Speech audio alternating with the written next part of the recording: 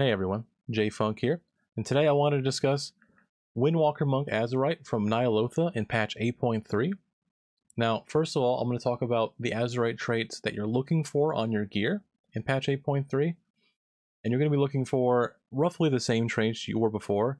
For single target, you want 3 open palm strikes, 1 Fury of Zwin, 1 pressure point, and then 1 Glory of the Dawn or Dance of Chi-Ji. Now, there is a new Azurite trait from the raid called Heart of Darkness, which gives you which increases your secondary stats by about 86 in Mythic gear, if your corruption level is 25 or higher. Now, currently the Sims don't have that trait implemented, so it's hard for me to predict how good it's going to be.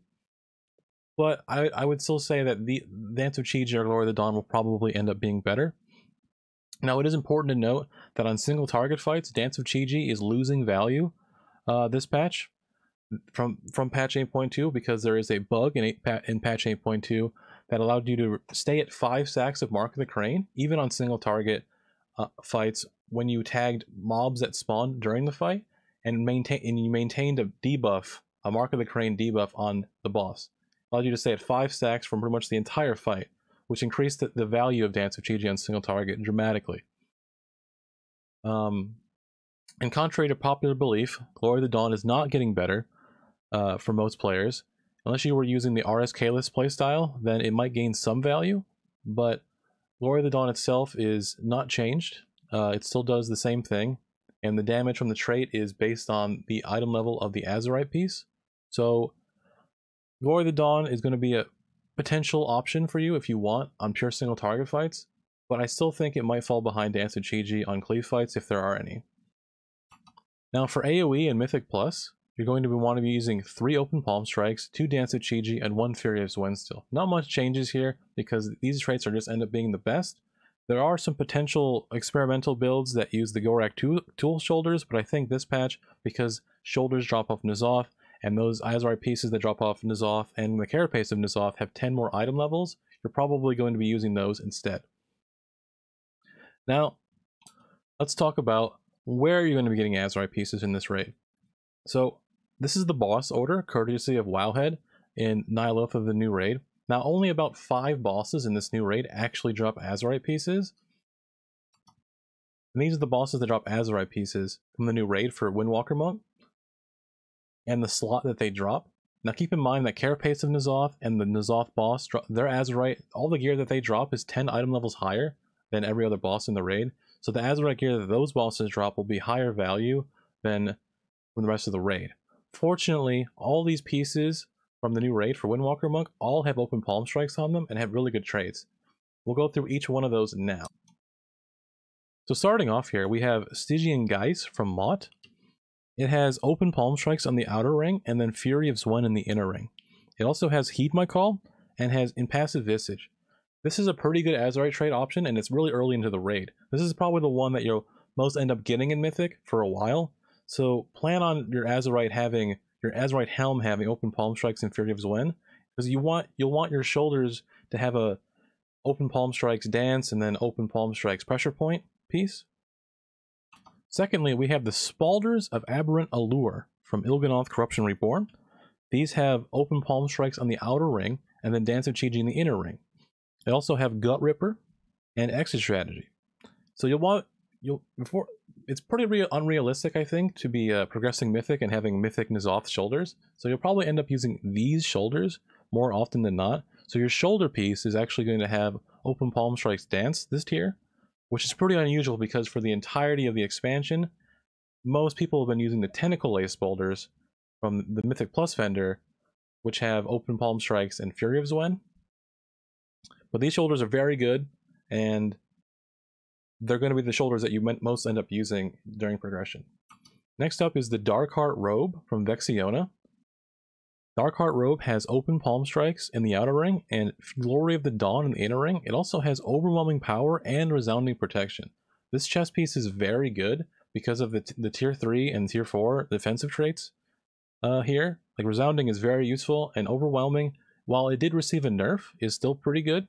You could also, if you prefer static stats, you could go On My Way instead if you wanted to.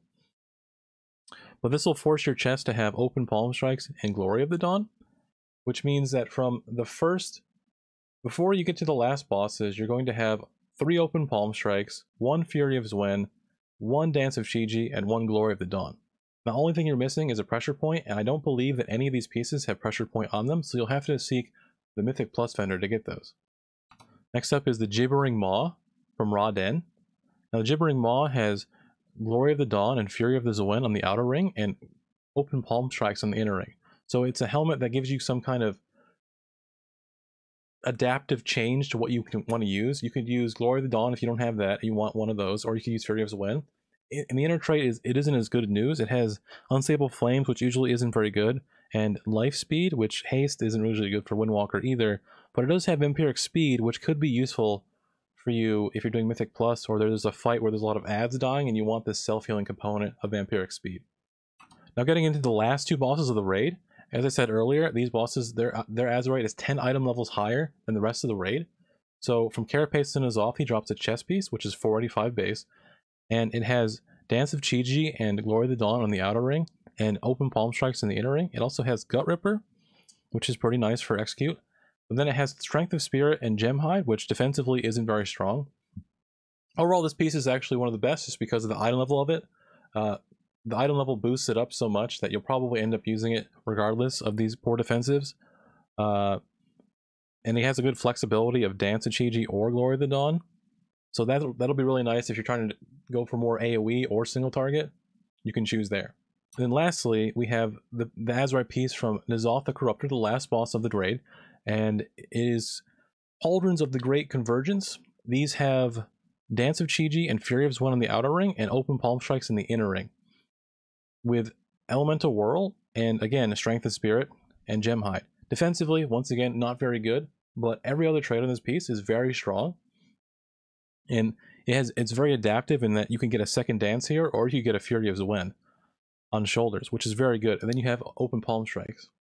I think an ideal setup here would be Pauldrons of the Great Convergence, Tortured Flesh Beast Curious from Carapace and N'Zoth, and then lastly for your helmet, either Stygian Geist from Mott, which will give you Open Palm Strikes and Fury of Zwen, because you want your helmet to have Fury of Zwen to compensate for the other 2 pieces not having it. So you'll go Fury of Zwen, Open Palm Strikes from Stygian Geist, or from Raden, you'll go Gibbering Maw and go Open Palm Strikes, Fury of Zwen.